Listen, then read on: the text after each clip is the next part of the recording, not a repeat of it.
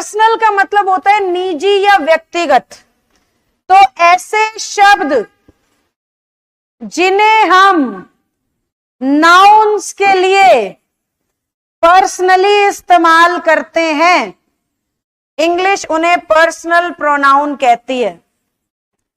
जैसे नेहा अपने लिए पर्सनल प्रोनाउन शी को यूज करेगी, रोहन अपने लिए पर्सनल प्रोनाउन ही को यूज करेगा। पेन का पर्सनल लेना है तो इट यूज किया जाएगा। नेहा नहीं चाहेगी कि उसे ही कहा जाए, रोहन नहीं चाहेगा कि उसे शी कहा जाए। तो ये इनके पर्सनल हैं, दूसरा इनका यूज नहीं कर सकता, इसलिए इसका नाम क्या रख रखा है, पर्सनल प्रोनाउन। अब बात ये आती है कि पेपर में कैसे आएगा। एग्जाम के लिए आपको पर्सनल प्रोनाउन की ये टेबल अपने दिमाग में रखनी है।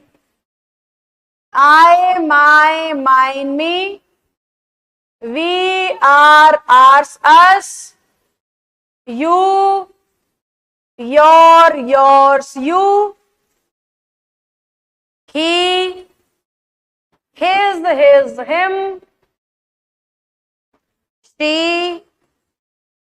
her, hers, her, it, its, it,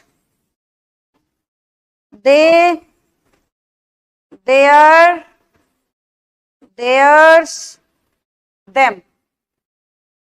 ये टेबल आपने ध्यान करनी है।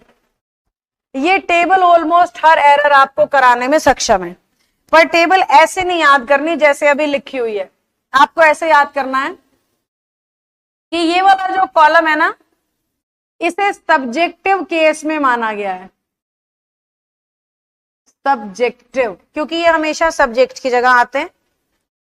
इसे ऑब्जेक्टिव केस में माना गया है क्योंकि ये हमेशा ऑब्जेक्ट की जगह आते हैं। इस वाले रो को पोजेसिव एडजेक्टिव कहा गया है और इसे पोजेसिव प्रोनाउन कहा गया है। प्रोनाउन वो हैं जो नाउन की जगह पे आए, एडजेक्टिव वो हैं जो नाउन या प्रोनाउन की विशेषता बताएं।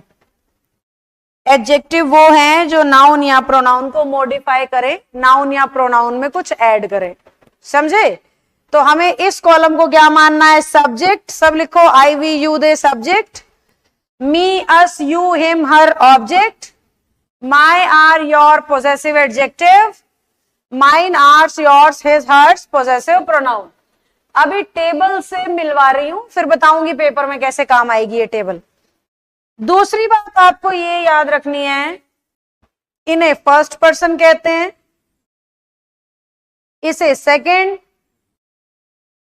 और इन सबको या किसी के भी नाम को थर्ड पर्सन।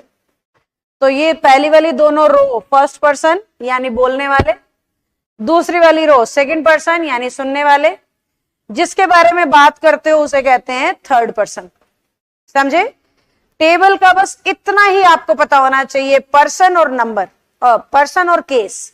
नंबर बच्चों को पता होता है कि आई सिंगुलर है, वी प्लूरल है, यू सिंगुलर प्लूरल दोनों है, ही, शी, इट सिंगुलर है, और ही, शी, इट तीनों का प्लूरल दे है।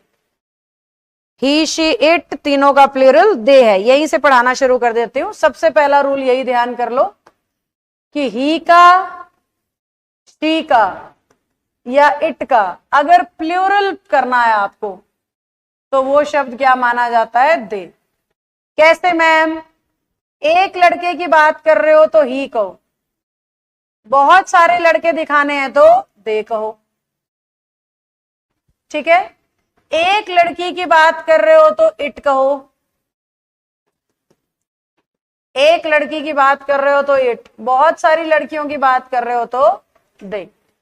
ऐसे ही एक पेन की बात कर रहे हो तो इट, बहुत सारे पेन्स की बात कर रहे हो तो दे। ये बातें हैं, मतलब रूल तो ये है, पर इस तरीके से वो आपको कंफ्यूज करता है। एक बर्ड की बात कर रहे हो तो इट, और बहुत सारे बर्ड्स की बात कर रहे हो तो दे। एक घोड़े की बात कर रहे हो तो इट, और बहुत सारे घोड़ों की बात कर रहे हो तो दे। एक टीचर की बात कर रहे हो तो इट, बहुत सारे टीचर्स की बात कर रहे हो तो दे। समझ रहे हो बेटा, इस एक रूल के अंदर बड़े सारे रूल छुपे हुए हैं, ध्यान से देखो।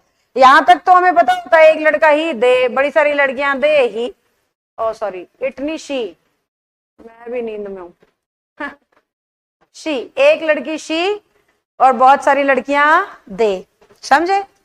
अब बर्ड यानी नो, जितने भी बर्ड्स या एनिमल्स हैं, जितने भी पक्षी जीव जंतु हैं, सबको इट माना गया है इंग्लिश में, तो उनका प्लूरल क्या बनता है, दे। जितने भी कॉमन जेंडर हैं, जितने भी कॉमन जेंडर जिन्हें देख के जेंडर का पता ना लगे, उन्हें भी इट लेते हैं उनका पर्सनल प्रोनाउन, और ज्यादा होने पर दे, समझे। अब हमने ये सीखा है नॉन लिविंग के लिए इट लगता है और दे लिविंग के लिए लगता है, तो मैं ये भ्रम मिटा रही हूं, दे नॉन लिविंग के लिए भी लगता है और इट लिविंग के लिए भी लगता है, देखो समझ रहे हो। तो ये रूल एक है, लेकिन इसके कई सारे पहलू हैं जहां पे वो आपको फंसा सकता है।